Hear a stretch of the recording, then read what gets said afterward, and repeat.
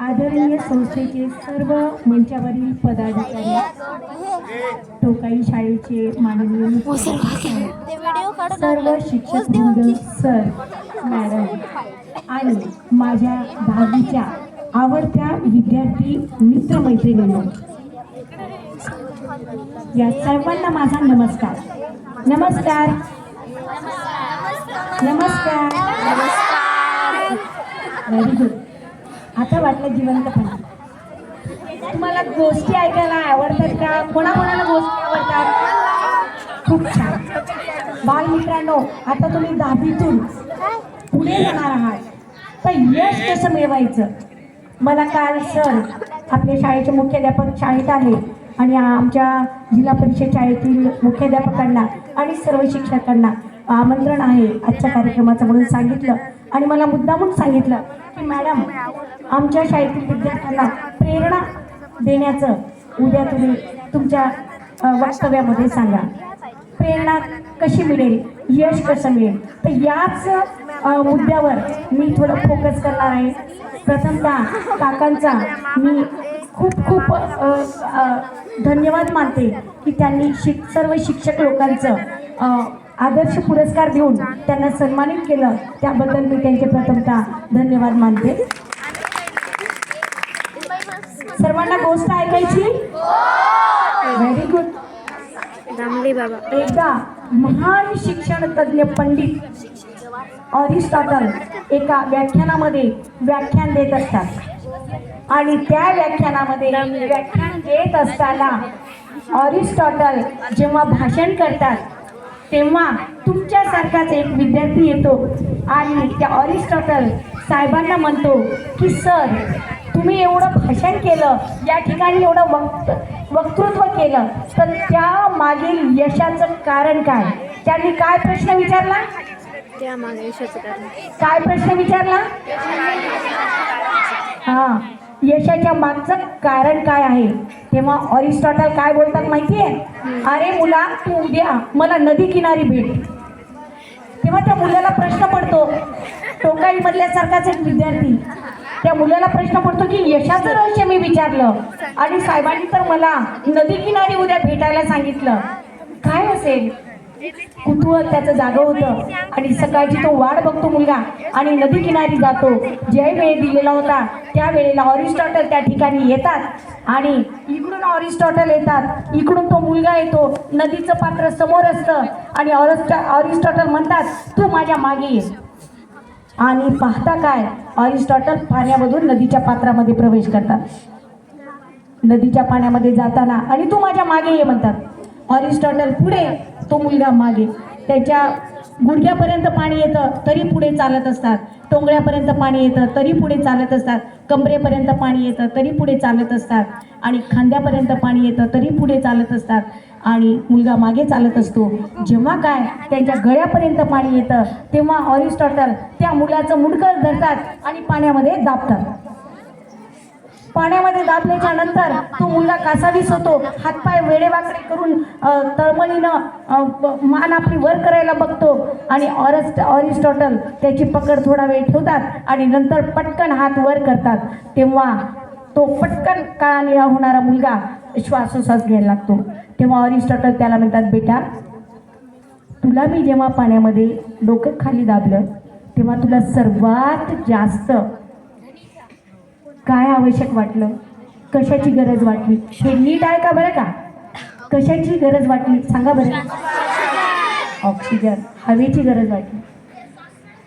जेवढं तू कोणतंही ध्येय ठरवशील त्या ध्येयाच्या मागे जेवढं तुला आत्ता ऑक्सिजनची गरज जगताना वाटली तेवढीच गरज ठेवून तुझी इच्छा शक्ती, तुझा आत्मविश्वास तेवढाच किनारी लावून जोपर्यंत तू तुझ्या ध्येयाच्या मागे लागणार नाहीस तोपर्यंत ध्येय तुला मिळणार नाही. हेच तुझ्या प्रश्नाचं उत्तर आहे. मित्रांनो, दहावी होणं म्हणजे तुमचं नवीन पर्वाला तुम्ही सुरुवात करत आहात. हा सेंड ऑफचा कार्यक्रम, दुग्ध शर्करा योग शिक्षकांचा सत्कार आणि सेंड ऑफचा कार्यक्रम. सेंड ऑफ म्हणजे काय? हा कायमचा निरोप नाही, हा निरोप समारंभ हा पहिला टप्पा आहे तुमचा आणि नव्या प्रवासाची सुरुवात आहे. 11वी 12वीची सुरुवात.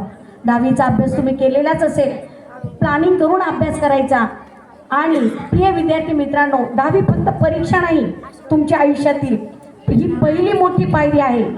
आज तुम्ही ज्या उंबरठ्यावर उभे आहात तिथून तुमच्या आयुष्याला एक नवा अध्याय तुमचा सुरू होत आहे. नेहमी आता तुमची परीक्षा 3 दिवसावर आलेली आहे आणि बोर्ड तुमची परीक्षा घेणार आहे. Maharashtra state board of secondary and higher secondary education. पण लक्षात ठेवा, बोर्ड फक्त तुमची परीक्षा घेणार आहे. बोर्ड फक्त तुमची परीक्षा घेणार आहे, तुमचे पेपर तपासणार आहे. पण तुमची किंमत मात्र तुम्ही स्वतः ठरवणार आहात. तुमची किंमत काय आहे हे तुम्ही स्वतः ठरवणार आहात. पेपर फक्त मार्क देऊन जातील, पण किंमत मात्र तुम्हाला प्रत्येकाला मोजायची आहे. एक तुम्हाला आणखी एक गोष्ट सांगू इच्छिते. शिवखेरा त्यांच्या पुस्तकामध्ये यू कॅन विन मध्ये लिहितात, यश तुमच्या हातात. या पुस्तकामध्ये शिवखेरा साहेब लिहितात, एक फुगेवाला असतो, तो फुगे विकायला जातो. आपलं गाव किनोळा, किनोळ्याला एक फुगेवाला येतो आणि फुगे विकत असतो. काही मुलं त्या ठिकाणी जमा होतात, रंगीबेरंगी फुगे असतात. तो थोडासा, हा तुला माहिती आहे गोष्ट? हा दीदी, तुला गोष्ट माहिती आहे ना? Very good. तो फुगेवाला फुगे विकतो. फुगे विकताना जेव्हा जेव्हा त्याचा फुगे विकायला थोडी गती कमी होते तेव्हा तेव्हा एक फुगा हवा भरतो त्याच्यामध्ये आणि वर सोडतो. गावातले लोक सगळे बघतात, फुगेवाला आला, फुगा वर सोडला गेला. पुन्हा काही लोक येतात, पुन्हा फुगे घेतात. तो गावातला तो फुगेवाला जेव्हा जेव्हा त्याचं विक्री थोडी कमी झाल्यासारखी होते तेव्हा तेव्हा तो फुग्यामध्ये हवा भरतो आणि वर सोडतो. एक छोटासा आपला किनोळ्याचा मुलगा, तुझं नाव काय बेटा? हा, प्रथमेश. प्रथमेश, वर्ग 5वा. तेव्हा 5वीचा प्रथमेश त्या फुगेवाल्या जवळ येतो आणि त्या फुगेवाल्याचं शर्ट पकडतो आणि त्या फुगेवाल्याला म्हणतो, ओ मामा, ओ मामा, हा तुम्ही जो लाल पिवळ्या निळ्या रंगाचा फुगा वर उडवलात की नाही, तर काळ्या रंगाचा फुगा सुद्धा वर उडतो का हो? हा त्याचा कुतूहलाचा प्रश्न त्या फुगेवाल्याला पडतो आणि फुगेवाला म्हणतो, काय एवढंसं लेकरू आणि कसा प्रश्न केला. त्याला त्याचं खूप कौतुक वाटतं आणि तो फुगेवाला सांगतो, अरे बाळा, नीट लक्ष देऊन ऐका, हे वाक्य नीट लक्ष देऊन ऐका. फुगेवाला म्हणतो, अरे बाळा, तो फुगा त्याच्या रंगावरून नाही उडत, त्याच्यामध्ये भरलेल्या हवेवरून उडतो. तसं प्रत्येक विद्यार्थ्यामध्ये नवीन नवीन गुण लपलेले आहेत. तुमच्यामध्ये अफाट शक्ती आहे, अफाट सुप्त गुण आहेत. ते सुप्त गुण उघडे करण्याची, विकसित करण्याची वेळ आलेली आहे. टोका इथल्या सगळ्या शिक्षकांनी, मॅडमनी तुमच्यामध्ये ठोसून ठोसून गुण भरलेले आहेत. तुमच्यामध्ये प्रत्येक विषयाचे गुण, त्याच्यातली तत्वता, त्याच्यामधला अभ्यास भरलेला आहे आणि त्याची पूर्तता आता तुम्हाला पुढे करायची आहे. भाऊंनी सांगितलं, काकांनी, की स्वामी विवेकानंदांसारखं जगा. एक त्यांचं भाषण चालू असताना मला वाटलं की स्वामी विवेकानंदांची गोष्ट एक अतिशय सुंदर आहे. स्वामी विवेकानंद जेव्हा परिपूर्ण ज्ञान घेऊन परिपूर्ण होतात आणि भाषण देण्यासाठी गावगाव फिरण्यासाठी तयार होतात आणि बाहेर निघतात, तेव्हा ते त्यांच्या आईला म्हणतात, आई, आता मी प्रवचन द्यायला जात आहे, आता माझं ज्ञान पूर्ण झालं. तेव्हा त्याची आई त्याची परीक्षा घेण्यासाठी म्हणते, बाळ, तो तिथे चाकू पडलेला आहे रे, तो माझ्या जवळ दे. तो तिथे चाकू पडलेला आहे, नीट लक्ष देऊन ऐका, खूप मार्मिक वाक्य आहे. बाळा, ते तिथे चाकू पडलेला आहे, तो माझ्याकडे दे. स्वामी विवेकानंदांनी काय केलं असेल बरं? कोणी सांगू शकते? हा, सांग बेटा. हा, व्हेरी गुड. तुझं नाव काय बेटा? टाळ्या वाजवा तुझ्यासाठी. नाव काय तुझं? हा, सृष्टी चव्हाण. Very good. सगळ्यांनी जबरदस्त टाळ्या वाजवा. तेव्हा त्यांची आईनी जेव्हा प्रश्न केला स्वामी विवेकानंदांना, तेव्हा स्वामी विवेकानंद जी धारदार पात आहे चाकूचं, ते स्वतः आपल्या हातात पकडतात आणि जे धरायचं जे मूठ असते की नाही लाकडी, ती मूठ आईकडे देतात.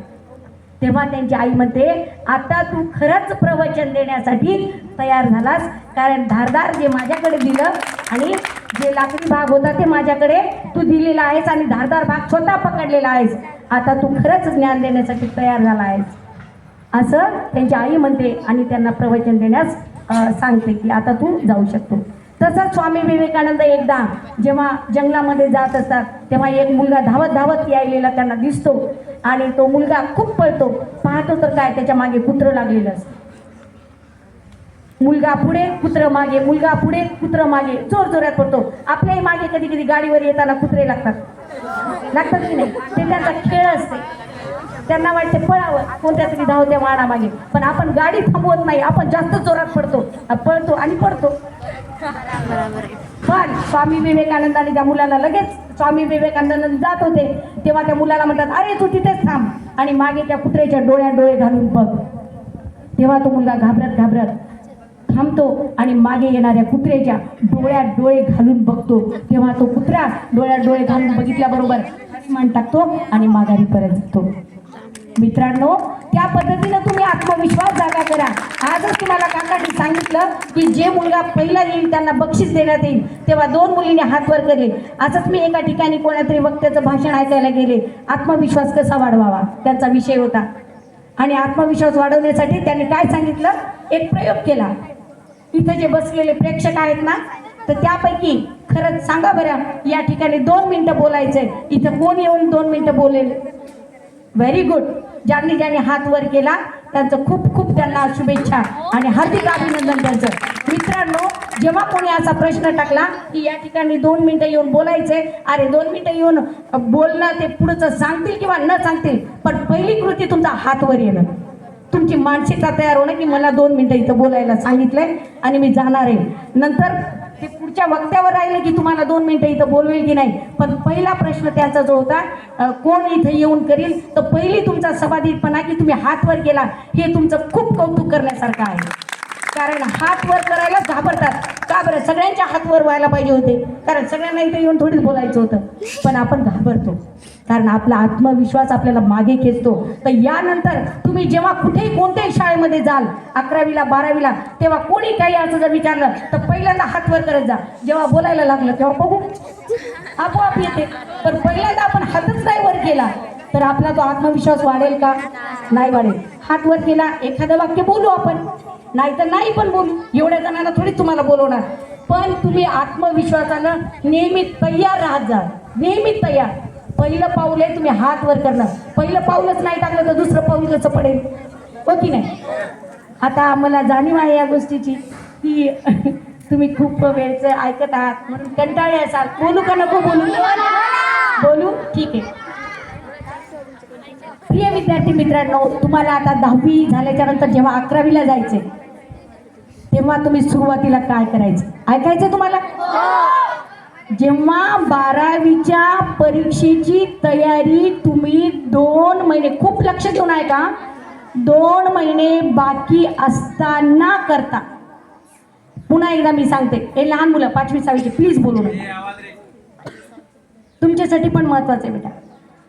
जेव्हा आता तुम्ही 10वीचे मुलं जेव्हा 11वीला जाल, कोणतीही तुम्ही करिअरसाठी विषय निवडाल, फॅकल्टी निवडाल, तेव्हा जेव्हा तुमच्या 11वीच्या वर्षामध्ये अर्ध्या वर्षामध्ये 12वीचा अभ्यासक्रम 11वीचा अर्ध्याच वर्षात संपेल आणि 1.5 वर्ष तुम्ही जेव्हा 12वीच्या वर्षासाठी द्याल तेव्हा तुमच्या आयुष्यातली कलाटणी येईल. 12वीचं वर्ष म्हणजे कलाटणी तुमच्या आयुष्याची, तुम्हाला काय व्हायची त्याची.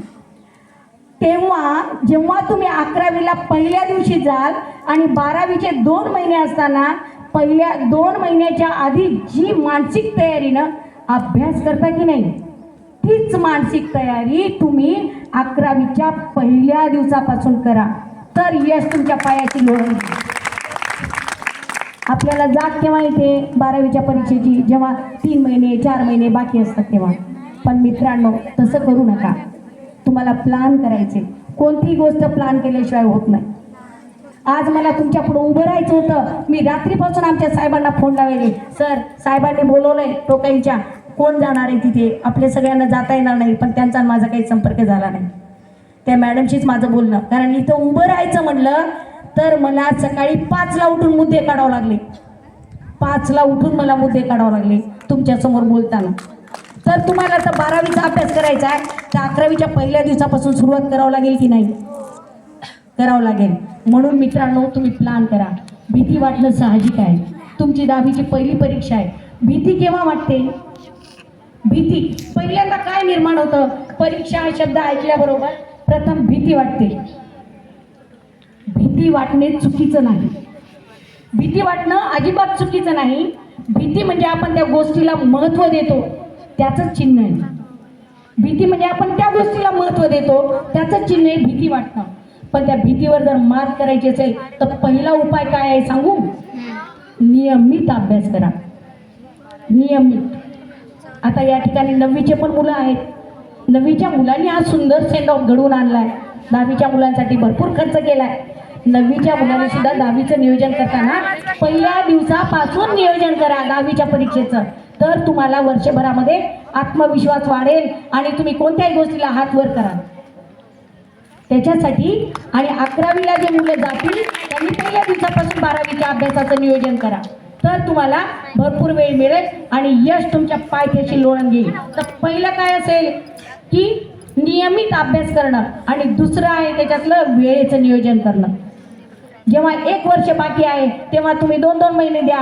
एका विषयाला दिवसातून किती वेळ द्यायचा ते नियोजन करा. जेव्हा 2 महिने बाकी आहे तेव्हा सराव करा आणि प्रत्येक विषयाला रोजचा वेळ किती देणार. 4 तास जर तुम्ही अभ्यास करत असाल तर त्याच्यातला अर्धा तास कोणत्या कोणत्या विषयाला कसा द्यायचा त्याचं लेखी नियोजन करा. लेखी. कोणती गोष्ट लेखी केल्याशिवाय आपल्या ओठात येत नाही, आपल्या मनात येत नाही. सृष्टीचा नियम आहे. ही जी सृष्टी आहे निसर्ग, मी कोणताही देव मानत नाही. मी फक्त या निसर्गाला देव मानते. मी कोणत्याही देवाचा प्रसाद वाटप करताना पेन आणि वह्या वाटप करते. माझे देव माझे लेकरं आहेत म्हणून. कारण मला कोणत्याही देवावर मूर्तीवर विश्वास नाही. मला फक्त विश्वास आहे माझ्या लेकरांवर. मी सुद्धा स्वप्न पाहिले. अब्दुल कलाम APJ अब्दुल कलाम ही खूप त्यांची हालाकीची परिस्थिती होती. त्यांनी पेपर वाटण्याचं काम केले. तुम्हाला आम्हाला सगळ्यांना माहिती आहे. पण त्यांचे स्वप्न मोठे होते. तसे तुम्ही स्वप्न पहा. डॉक्टर अब्दुल कलामचं वाक्य होतं. काय वाक्य होतं त्यांचं? की स्वप्न ते नसते जे आपण झोपेत पाहतो. आता तुम्ही किशोरावस्थेमध्ये नेमके आलेले तरुणी आहात. सगळं लक्ष आपल्या शरीरावर असतं. नेहमी मुलींना आरशात बघावंसं वाटतं. नेहमी मुलांना आरशात बघावंसं वाटतं की नाही? कारण तुम्ही किशोर वयामध्ये पदार्पण केलेले. तुमच्या किशोर वयाचं स्वागत. पण या किशोर वयामध्येच आपल्याला काही अभ्यासाचे घटक पण करायचे असतात आणि तुमच्या हार्मोन्स वाढ होते. त्याच्यामुळे काही भावनांचा पण उद्रेक असतो. या दोन्हीवर विजय मिळवून तुम्हाला अभ्यास करावा लागतो. हा तुमचा दोष नाही, हा शारीरिक दोष आहे. शारीरिक हार्मोन्स वाढल्यामुळं तुमच्यामध्ये अनेक बदल होत असतात. त्या बदलाला स्वीकारून तुम्हाला अभ्यासात पुढे जायचं आहे. खूप वेळा आरशामध्ये बघा वाटतं मुलींना. मुली आमच्या सांगते जिल्हा परिषदेच्या 7वीला मुली आल्या की 3-3 आरशात इकडे तोंड करतील, तिकडे बघतील. लगेच माझा फोन घेतील, लगेच फोटो काढतील.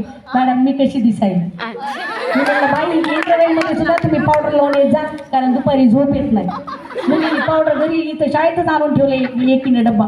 दुपारचा फ्रेश गेला पाहिजे वेळ कारण झोप येऊ नये कारण दुपारी पिरियड असतो. तर असे सुद्धा बदल होत असतात मित्रमैत्रिणींनो.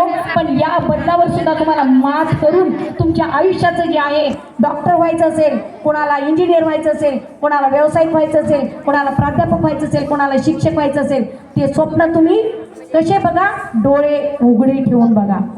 डॉक्टर अब्दुल कलाम काय म्हणतात? स्वप्न ते नसते जे आपण झोपेत पाहतो. स्वप्न ते नसते जे आपण झोपेत पाहतो. स्वप्न ते असते जे आपल्याला झोपू देत नाही. स्वप्न हे असते की ते आपल्याला झोपू देत नाही. असे मोठे मोठे स्वप्न तुम्ही पहा. माझं स्वप्न मी जेव्हा या किनोळ्यामध्ये बदली होऊन आले 2 महिन्यापूर्वी, तेव्हा माझं स्वप्न मी माझ्या उराशी घेऊन आले. या गावातील अगोदरच खूप व्यक्ती मोठे झालेले आहेत. काकांचा मुलगा IIT झालेला आहे. खूप चांगल्या पदावर महाराष्ट्रामध्ये आपल्या 12वीचा मुलगा आला आहे. अगोदरच या ठिकाणी माहेर ज्ञानाचं आहे. पण माझंही एक स्वप्न मी घेऊन आले उराशी. आमच्या दोन्ही शाळांना मिळून या शाळेचा ओढा जर ज्ञानाचा पुढे न्यायचा आहे. एक चाक जिल्हा परिषद शाळेचं आणि एक चाल आपल्या संस्थेचं, दोन्ही चाकं बरोबर आपल्याला जावे लागणार. हातात हात घेऊन आपल्याला पुढे जावे लागणार. तर स्वप्न कोणतं पूर्ण होणार? मी पाहिलेलं स्वप्न आहे. आपल्या गावातील, किनोळ्या गावातील खूप नामवंत व्यक्ती आहेत, मोत्यासारखे लोक आपल्याला मदत करणारे आहेत. फक्त मदत मागायला उशीर, एवढे मदतीचा हात पुढे आहेत आपल्या गावातले. तर अशा पुण्याईच्या गावामध्ये माझी बदली इथे झाली आणि माझे फक्त 4.5 वर्षे बाकी आहेत. तर माझं स्वप्न आहे या किनोळा या गावातील माझे विद्यार्थी कमीत कमी 10 ते 15 डॉक्टर व्हावेत, 10 ते 15 इंजिनियर व्हावेत, 10 ते 15 वकील व्हावेत, 10 ते 15 लेखक व्हावेत, 10 ते 15 मुली लेखिका व्हाव्यात, कवयित्री व्हाव्यात, 10 ते 15 मुलं शिक्षक व्हावेत. बसून घ्या. विद्यार्थी मित्रांनो बसून घ्या. चला या बसून घ्या. आणि हे स्वप्न उघड्या डोळ्याने तुम्हाला बघायचंय आणि आम्हालाही बघायचंय आणि आम्ही तुम्हाला मदत करू आणि तुम्ही आम्हाला मदत करा. बोलायला खूप आहे, पण वेळ आपल्या हातात नाही. तुमच्या आई वडिलांविषयी मला थोडं बोलायचं आहे. तुमचे आई वडील काबाड कष्ट करतात, तुमचे आई वडील खूप कष्ट करतात, घाम गाळतात, तेव्हा तुम्ही या ठिकाणी उभे आहात, हो की नाही?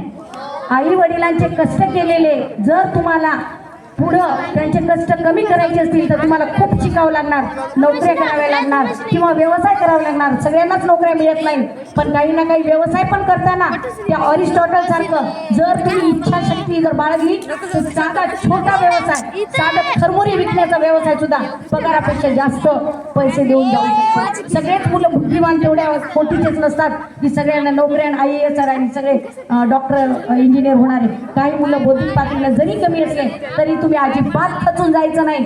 व्यवसाय अनेक चालतात, गरजू असलेले व्यवसाय जर केले. मागेच मी व्यावसायिक शिक्षण हा आमचा मुद्दा होता आणि आमच्या शिक्षकांमधून नंबर काढायचे होते, तेव्हा मी राज्य पातळीपर्यंत गेले. विभागीय पातळीवर मी 3री आले आणि राज्य पातळीवर मात्र माझ्या पहिल्या 10 मध्ये नाव आलं नाही. परंतु व्यावसायिक शिक्षणासाठी मी जे बोलले, जी तयारी केली, त्याच्यातून मला जर संधी मिळाली, तुमचं 10वी होऊन गेल्यावरही जर तुम्ही एखाद्या कार्यक्रमातून आपल्याला कोणती संधी मिळाली तर नक्कीच मी पुढं अपयशी झालेल्या मुलांसाठी पण चांगल्या पद्धतीने मार्गदर्शन करू शकते. खचून जायचं नाही, घाबरून जायचं नाही. शिक्षणाचा ठेवा आपल्या सोबत आहे. आपण पुढं चालत राहायचं. स्वतःवर विश्वास ठेवा, तरच आपल्याला यश मिळेल. बस करायचं आता का बोलायचं? अरे बापरे, सगळेच मुद्दे घ्यायला होता. मला वाटलं तुम्ही कंटाळले. बरं, ठीक आहे. आता रतन टाटा तुम्हाला माहिती आहे? रतन टाटा आणि धीरूभाई अंबानी यांनी काय केलं? रिलायन्स पेट्रोल पंपावर आधी काय केलं? धीरूभाई अंबानीचं मी आत्मचरित्र वाचलं. त्यांनी आपलं कुटुंब घेऊन एका 10 बाय 10च्या खोलीमध्ये स्थायिक झाले मुंबईला आणि त्यांनी अगोदर पेट्रोल पंपावर पेट्रोल भरण्याचं काम केलं, विद्यार्थी मित्रांनो. आणि आज रिलायन्स पेट्रोल पंपाचे मालक झाले. आज धीरूभाई म्हणाला किती वेळ लागतं? मग कष्ट तसे करा. अमेरिकेमध्ये आताही पेन विकणारा विद्यार्थी, आधी पेन विकतो, तो दारोदार जाऊन 2 रुपयाला पेन विकतो आणि तो पेनाचा नंतर कारखाना टाकतो. कळालं? मी जे बोलायले त्याचं मर्म लक्षात घ्या. म्हणजे तुम्हाला कसल्याही कामाची लाज वाटू देऊ नका. यश तर मिळणारच, सगळे मुलं यशस्वी तर होणारच. मनात नाही वेळा मी यशस्वी होणारच.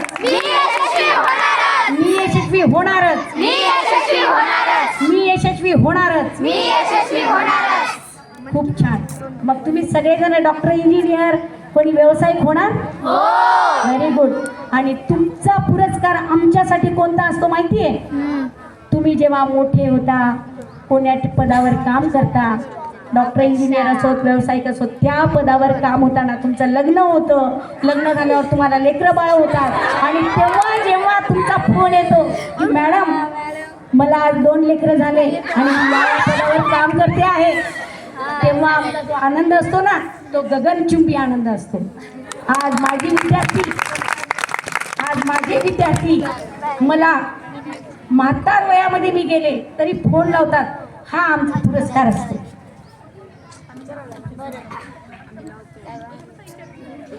आता दुसरा मी मुद्दा घेतलाय मोबाईल विषयी बोलणार आहे थोडं. मोबाईलचं प्रश्न खूप वाढले ना बालमित्रांनो. मोबाईल आपण बघायचा पण किती बघायचा. मोबाईल आजकाल मोबाईलचं भविष्य असं आहे की मोबाईल सोबत मित्र, मी माझा मोबाईल मित्र आहे का जास्त वापरल्यामुळे शत्रू झाला हे आपण आपलं ठरवायचं. खूप वापर केला तो आपल्यासाठी शत्रू आहे आणि त्याचा कामापुरता यूट्यूबवरून तुम्हाला जो काही अभ्यासक्रम असेल त्याची भरपूर माहिती घेऊ शकता.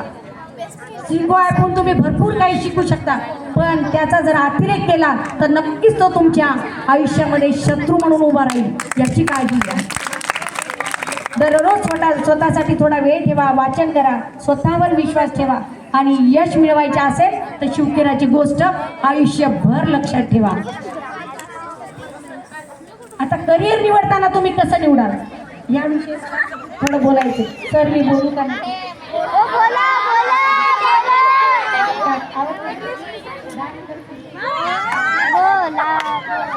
हा ठीक आहे. सरांनी मला वेळ दिला पुढचा, मी 5 मिनिटात आता संपणार आहे. ठीक आहे, भुका लागल्या का तुम्हाला? ठीक आहे, बरं आपण पुढं पाहू. आता करिअर तुम्ही कसं निवडायचं? हॅलो, सगळ्यात महत्वाची गोष्ट, तुम्ही 10वी पास आता होणार आणि 11वीला जाणार, पण तुम्ही निवडणार काय?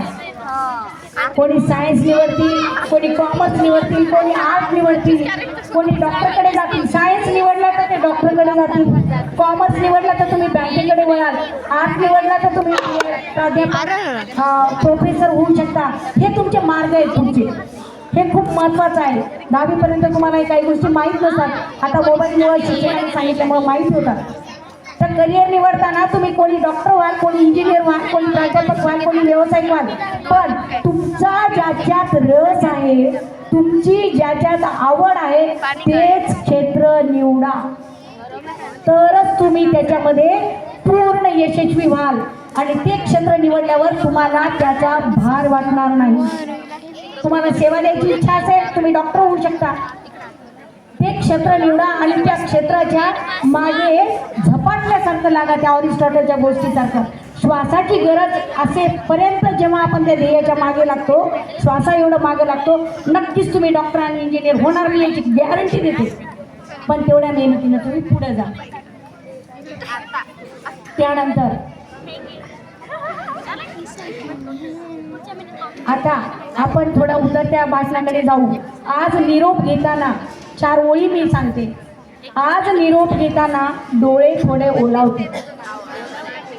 तुम्ही पहिलीपासून जिल्हा परिषद शाळेला येता, 7वी झाली 5वी झाली की नंतर इकडे येता, टोकाई शाळेला येता. या दोन्ही चाकाचा तुम्हाला चांगला जिव्हाळा लागलेला असतो. त्याविषयी मी 2 ओळी सांगणार आहे. प्रथमतः मी टोकाई येथील सगळे जसे सरपंच तसं गाव, तसं जसे मुख्याध्यापक तशी शाळा, या उक्तीप्रमाणे मी सर्व शिक्षकांचं, मॅडमचं, मुख्याध्यापकांचं खूप छान कार्यक्रम होतात, त्यांचं मी अगोदर खूप खूप अभिनंदन करते आणि माझ्या 2 ओळीकडे जाते. आज निरोप घेताना डोळे थोडे ओलावतील. आज निरोप घेताना डोळे थोडे ओलावतील. शाळेच्या आठवणी मनात घर करतील. शाळेच्या आठवणी मनात घर करतील. हीच ती जागा, हीच ती टोकाईची जागा जिथे स्वप्नांनी पहिले पंख लावले. हीच ती टोकाई शाळेची जागा जिथे स्वप्नांनी पहिले पंख लावले. मैत्रीच्या धाग्यांनी आयुष्याचे क्षण सजले. मैत्रीच्या धाग्यांनी आयुष्याचे क्षण सजले. उद्याचा दिवस तुमच्यासाठी नवी दिशा घेऊन येईल. उद्याचा दिवस तुमच्यासाठी नवी दिशा घेऊन येईल. कष्टाच्या घामातून यशाचा सुगंध दरवळेल. कष्टाच्या घामातून यशाचा सुगंध दरवळेल. चुकाल कधी, चुकाल कधी, पडाल कधी, तरी घाबरू नका.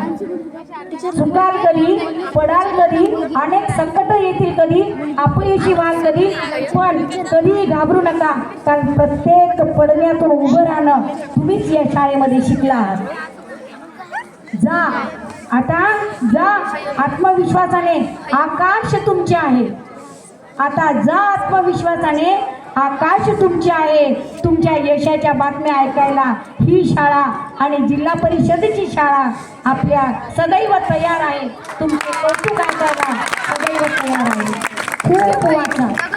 खूप वाचा आणि मोठे व्हा. लक्षात ठेवा, डॉक्टर बाबासाहेब आंबेडकरांनी म्हटलं आहे, ज्यांच्या घरी नाही पुस्तकाचे कपाट, पुस्तकावर नेहमी स्वतःच्या लेकरासारखं प्रेम करा. ज्यांच्या घरी नाही पुस्तकाचे कपाट, त्यांचे जीवन कधी होऊ शकते सपाट. त्यांचे जीवन कधी होऊ शकते सपाट. म्हणून तुमची पगार झाल्यावर, नोकरी लागल्यावर त्याच्यातला कमीत कमी 1000-2000चे पगार झाल्या पुस्तकं घेत चला आणि वाचन करत चला. तेच तुमचे खरे गुरु आहेत. आणि सगळ्या गुरुजनांचा सन्मान राखा. या ठिकाणी मला जी संयोजकांनी 2 शब्द म्हणता 8 शब्द झाले असतील, जी संधी दिली आणि मला जे तुम्ही ऐकून घेतलं, सगळ्यांनी प्रेमाने ऐकून घेतलं, त्याबद्दल मी सर्वांचे आभार मानते, कृतज्ञता व्यक्त करते आणि मी आपली जागा घेते. धन्यवाद.